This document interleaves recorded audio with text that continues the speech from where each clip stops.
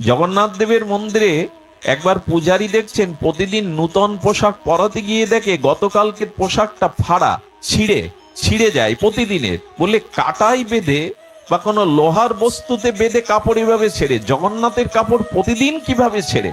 উনি চিন্তায় পড়ে গেলেন, রাজাকে বললেন জগন্নাথের চরণে কোনো সেবা অপরাধ হচ্ছে, ওনার বসনটা ফাড়া থাকে প্রতিদিন। রাজা বললেন খেয়াল করো তো জগন্নাথ কোথাও যায় কিনা।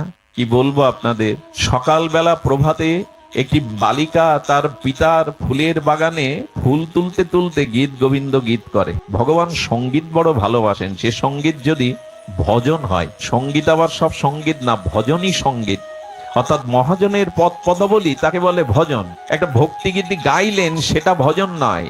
আমাদের চণ্ডীদাসের, জয়দেবের, আমাদের ঠাকুর মশাইয়ের পদগুলোই, প্রেমানন্দের পদগুলোই ভজন।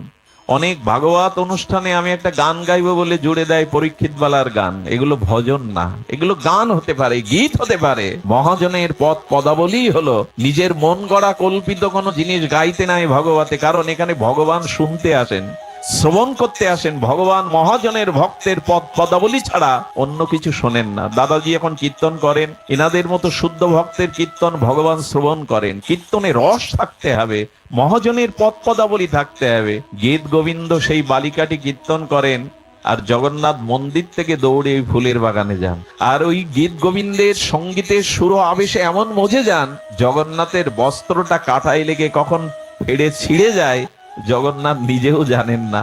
আরে পূজারী দেখছে এই বালিকার গীত গোবিন্দের রস আলাপে জগন্নাথ মন্দির থেকে ফুলের বাগানে কাটাই বেঁধে তার বসন ছিঁড়ে যায়, কতটা আবেশ। সেই দিন রাজা মেয়েটাকে ডাকলেন, কিরে মা, তোর হৃদয়ে এত ভক্তি, জগন্নাথ তোর সঙ্গীত শুনতেই বাগানে গিয়ে প্রতিদিন কাপড় ফেলে ছিঁড়ে যায়, আজ থেকে এই আসনে বসে জগন্নাথের সামনেই তুই গীত করবি। আজও ওই নিয়ম, আজও জগন্নাথের বিশ্রামের আগে ওই পরম্পরায় গীত গোবিন্দ শোনানো হয়। ভগবান হরিকথা কেমন ভালোবাসে জানেন? প্রিয়াজি মহারাজ বৃন্দাবনে লালজির আশ্রমে ভক্তমাল গ্রন্থ পাঠ করছিলেন। এই ভক্তমাল গ্রন্থ পাঠ করতে করতে এবছর যেখানে বিশ্রাম দেওয়া হয়, বিশ্রাম দিয়ে উনি চলে গেছেন প্রচারে। আগামী বছর এসে যখন পাঠ শুরু হবে তখন উনি বলছেন, আমি কোথা থেকে গত বছর রেখেছিলাম আমার মনে নাই। আপনারা যারা গত বছরের শ্রোতা বলতে পারেন আমি কোথায় পাঠ দেখেছিলাম, সেখান থেকে শুরু করব। সবাই নীরব। নিয়ম হলো যেখান থেকে পাঠ রাখতে হয় পরবর্তীতে পাঠটা সেখান থেকেই সূচনা করতে হয়। তো উনি যখন বলতে পারছেন না, বিশ্বাস করুন কি অভূতপূর্ব, সাক্ষাৎ গোবিন্দ বিগ্রহ থেকে বলে উঠলেন, গতবার তুমি এই চরিত্রই বিশ্রাম দিয়েছিলে, এবার ওখান থেকেই শুরু করো। প্রিয়াজিকে বলছেন ওখান থেকেই শুরু করো। সেই দিন থেকে লালাজি জানতেন কেউ না শুনুক আর শুনুক, যার কথা যেখানে ভক্ত চরিত্র গুণগাথা হয় ভগবান শুনে মনে রাখেন। আগামী বছর বলছেন ওখানেই বিশ্রাম দিয়েছিলেন, ওখান থেকে শুরু করুন। সুধীবৃন্দ, জগন্নাথ এমনি করে গীত গোবিন্দ শুনতেন। ভগবান যখন আমার নিকটে তখন আমি ভক্ত, তখন আমি সাধু নই। কারণ ভগবান সবার নিকটে আছে, সবার হৃদয়ের কীট পতঙ্গ, শুকর কুকুরের হৃদয়েও ভগবান আত্মারূপে আছেন। তাহলে উপাসক বা সাধু কাকে বলে? যে ভগবানের নিকটে, যে ভগবানের নিকটে সে সাধু বৈষ্ণব নয়, কারণ ভগবান সবার নিকটে আছে। প্রশ্ন হলো তাহলে সাধুকে? কথাটা কিন্তু খুব রহস্যময়। ভগবানের নিকটে বাস করাটাই যদি উপাসনা হয়, তাহলে আমার সব থেকে হৃদয়ে আছে তো ভগবান, আমি উপাসক, আমি সাধক। একথা দাবি করতে পারবো? আমরা প্রত্যেকেই সাধক দাবি করতে পারবো না। কখন আপনি সাধু জানেন? আহা, আপনি ভগবানের নিকটে গেছেন, আপনি ভগবানের নিকটে আছেন, এটা সাধু না। সাধু তাকেই বলে যিনি ভগবানের হৃদয়ে স্থান পেয়েছেন। ভগবান যাকে স্মরণ করেন ইনিই সাধু। কথাটা আবার বলা দরকার, ভগবান আমার নিকটে, এতে আমি উপাসক বা সাধু নই। শুকর কুকুরের মধ্যেও আত্মারূপে ভগবান আছে, আমার মধ্যেও আছে, সাধু নেই। যেদিন আমি ভগবানের নিকটে শুধু নয়, আমি ভগবানের হৃদয়ে স্থান পাবো, সেই দিনই তিনি প্রকৃত সাধু হবেন। আমি ভগবানকে মনে করি, কিন্তু যেদিন ভগবান আমাকে বিশেষ রূপে মনে করবেন, সেই দিন আমি প্রকৃত সাধু হব। আমি ভগবানকে মনে করি, ভগবান আমায় মনে করে তো? আমি তোর কথা ভাবি, তিনি আমায় ভাবেন তো? যদি ভাবেন তবেই আপনি প্রেমিক, তবেই আপনি বিশুদ্ধ ভক্ত। কি করে বোঝাই বলুন তো? এক অন্ধ বাবাজি রাধারমন দেখতে গেছেন বৃন্দাবনে, জন্মন্ধ, প্রতিদিনই যান।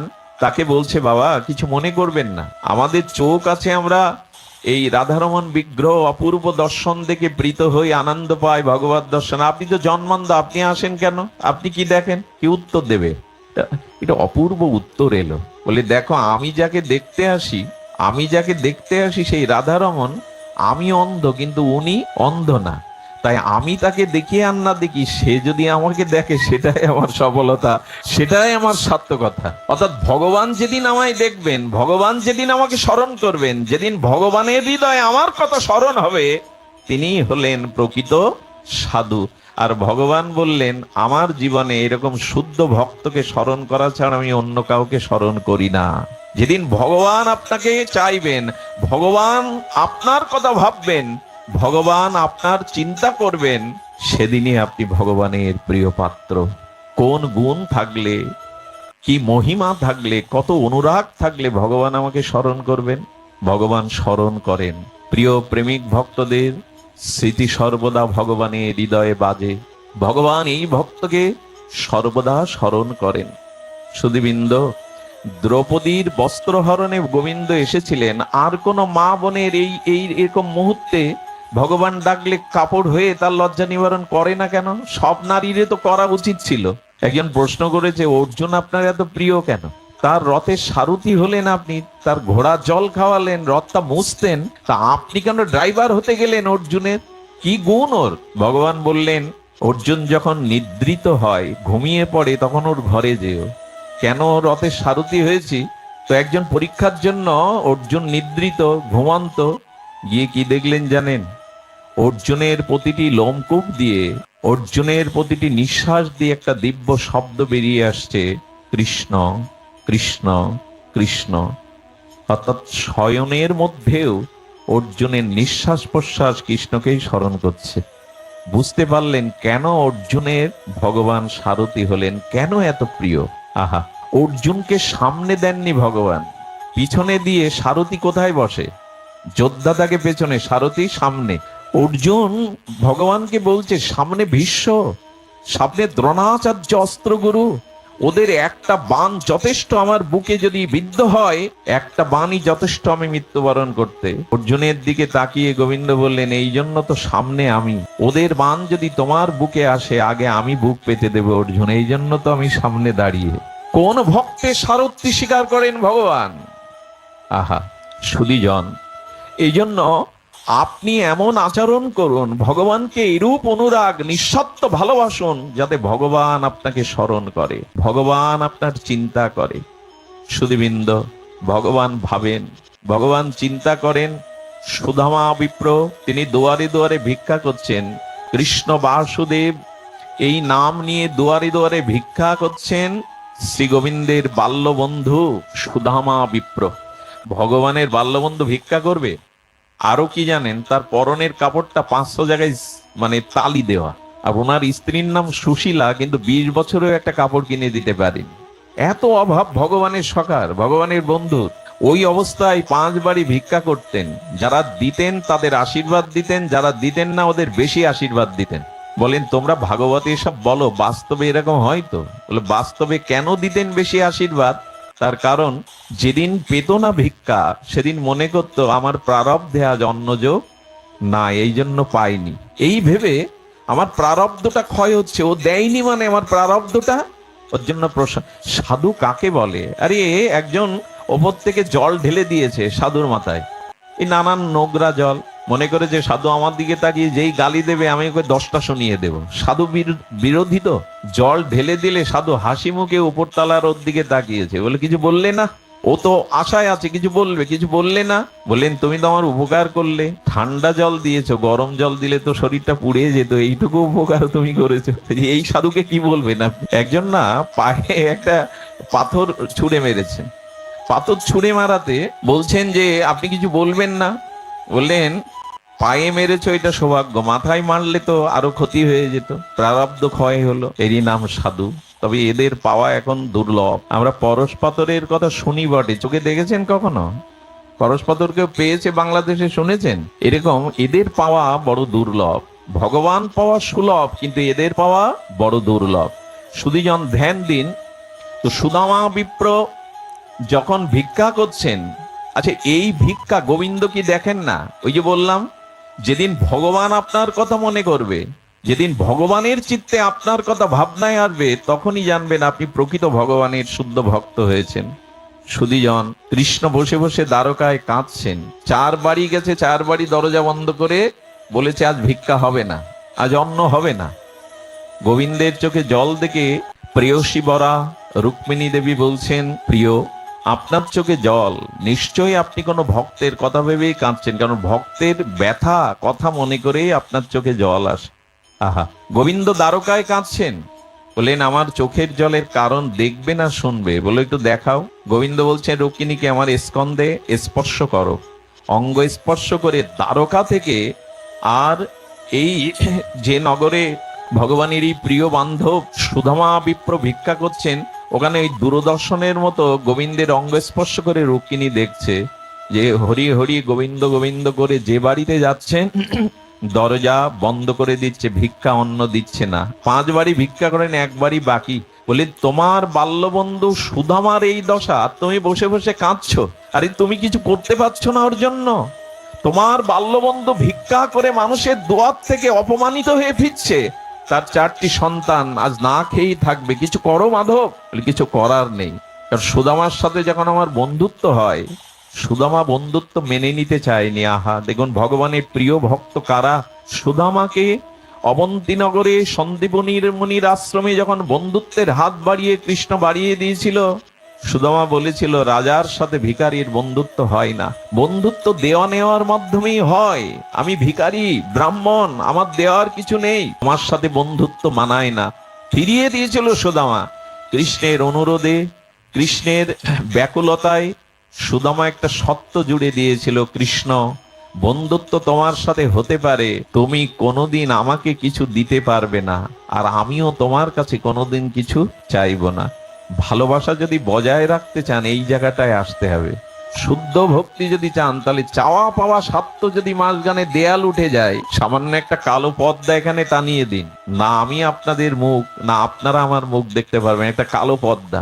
আর ভগবান আর ভক্তের মধ্যে যদি অসংখ্য চাওয়া পাওয়া, সুন্দরী রমণী দাও, ঐশ্বর্য দাও, মৃত্যুর পরে মুক্তি দাও, যশ খ্যাতি দাও, এতগুলো পদ্মা আপনি দেখবেন কি করে ভগবানকে? বললেন তোমার কাছে না আমি কিছু চাইবো মরে গেলেও, বা তুমি আমাকে কিছু দিতে পারবে না, এই সত্যে যদি রাজি থাকো তবে বন্ধুত্বের হাত বাড়াতে পারি। এটাই শুদ্ধ ভক্তি। চাওয়া পাওয়া যেখানে না, এখানে এখানে প্রীতি আসে না, এখানে প্রেমের সফলতা আসে না। বরঞ্চ এক কাজ করো, চেয়েও না পারলে দিয়ে যাও, সর্বস্ব দিয়ে যাও। তবে যারা দিতে শেখে তাদের পাওয়াটাই আসে। যারা দিতে শেখেনি, কুয়ো থেকে যত জল তুলবেন কুয়ো তত জল সাপ্লাই দেবে। 2 বছর কুয়োর জল তোলা বন্ধ করুন, কুয়ো বুঝে যাবে। দিতে পারলেই তার পাওয়া আসে, যে দিতে পারে না, দেওয়ার জন্যই তো জগৎ। একটু একটু মিলিয়ে নিন তো, নদীর জল কি নদী নিজে পান করে, না অন্যের জন্য? গাছের ফল, বৃক্ষের ফল কি বৃক্ষ নিজে আস্বাদন করে, না অন্যের জন্য? গাভীর বাটের দুগ্ধটা কি গাভীর জন্য, না বৎস বা অন্যের জন্য? মায়ের বুকের দুগ্ধটা তো সন্তানের জন্য, নিজের জন্য নয়। আকাশের চাঁদের কিরণ তো চাঁদের জন্য নয়, জগতের জন্য। এই বায়ু সূর্য কিরণ সবই অন্যের জন্য। শুধু আমরাই জগতে অন্যের জন্য হতে শিখলাম না। আর অন্যের জন্য যতদিন না হবেন, ততদিন ভগবান আপনার দিকে ফিরে তাকাবে না। আমরা এই জন্য সাধু কারা জানেন?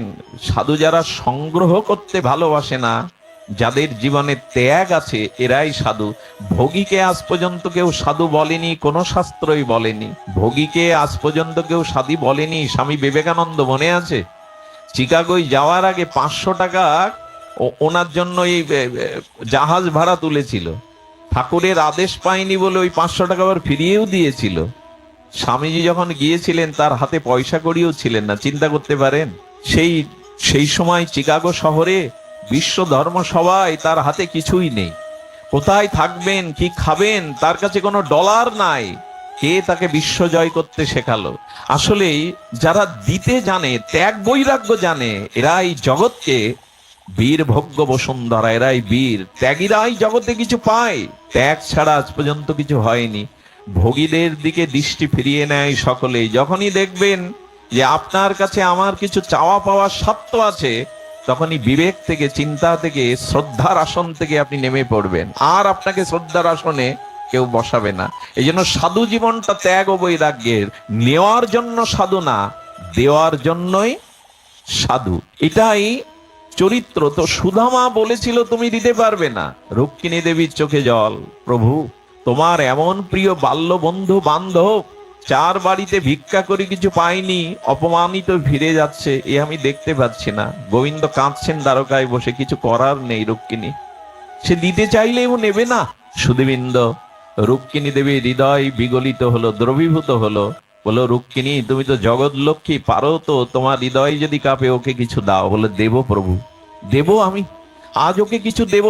পঞ্চম দুয়ারে যখন মাধব বলে ভিক্ষা চেয়েছে, ওই দুয়ারি বলতে যাবে ভিক্ষা হবে না, কিন্তু রুক্মিণী দেবীর করুণায়, কৃপায় হৃদয় দ্রবীভূত হয়ে তাকে একটু পরমান্ন দিয়েছিলেন। আর এই পরমান্নটা রাস্তায় আনতে গিয়ে রাজার সেনারা অশ্ব আহরণে যখন যাচ্ছে, অশ্বের আঘাতে পড়ে যায় সুদামা।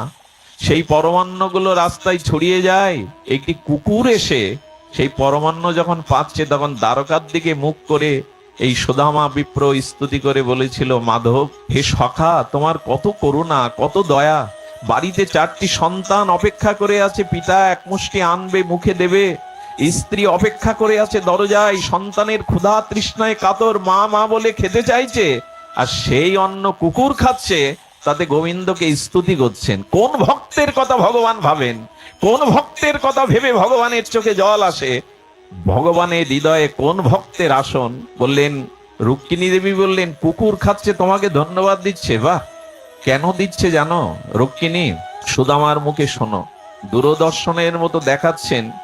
সুদামা বলছেন, আমার প্রারব্ধে, আমার সন্তানের প্রারব্ধে আজ অন্নযোগ নাই, কিন্তু আমার দ্বারা এমন একটি প্রাণীর সেবা তুমি করিয়ে নিলে, আমার হাতে দিয়ে আবার সেবা করিয়ে নিলে ভগবান। এটাই তোমার কাছে কৃতজ্ঞতা যে আমার দ্বারা একটি প্রাণীর সেবা হলো আজ। এদের কথা ভগবান ভাববে না তো আমার কথা ভাববে? এদের দিকে চেয়ে ভগবানের চোখে জল আসবে না তো আমার কথা ভাববে? বিষয় বাসনায়, অহংকার, কামনায় ডুবে আছি, আমার কথা ভগবান ভাববে? ভাববে না। ভগবান সকলের হিতকারী, ভগবান সকলের কল্যাণকারী। সূর্যের কিরণ যেন কাউকে অপেক্ষা করে না, সবাইকে সমভাবে বন্টন করে। ভগবানের নিরপেক্ষতা তেমনি। কিন্তু উনি বলেছেন, ভক্ত নিষ্কিঞ্চন শুদ্ধ প্রেমিক ভক্তকে আমি তার কথা ভাবি। সে যেমন নিত্য নিরন্তর আমার কথা ভাবে, তেমনি আমি তার কথা ভাবি। শুধু ভক্তগণ, এই জন্য ভক্তকে ভগবান যেদিন ভাববেন, ভক্তের কথা স্মরণ করে গোবিন্দের চিত্তে যেদিন বিগলিত হবে, সেই দিনই জানবেন আপনার ভক্তি, আপনার সাধু মহিমা, আপনার ভগবত ভক্তি ভগবান গ্রহণ করেছেন। ভগবান আমার কাছে আছেন এটা বড় কথা না, আত্মরূপে তো আছেন। আমি যেন ভগবানের হৃদয়ে স্থান পাই। ভগবান এরূপ ভক্তের কথা ভাবেন। মনে আছে, সুরদাস পদ লিখত, অসুস্থ অবস্থায় যখন প্রাণ ত্যাগ করবে, আর শ্রীনাথজি এসে বলছেন, তোমার শেষ ইচ্ছা কিছু আছে? সুরদাস বলেন, ইচ্ছা ছিল হাতে করে কিছু পদ লিখবো, 1,00,000 পদ লিখবো, কিন্তু 75,000 পদ লিখেছি, 25,000 পদ বুঝি এ জন্মে আর লেখা হলো না। শ্রীনাথজি মৃদু হেসে বলছেন, সুরদাস, ভক্তের ইচ্ছা তো আমি অপূর্ণ রাখি না। তোমার জানা নাই, তোমার অজান্তে 25,000 পদ আমি নিজে রচনা করে এসেছি তোমার খাতায়। 25,000 পদ আমি নিজে রচনা করে এসেছি। সুরদাসের যত পদ আছে, 1,00,000-এর অধিক পদ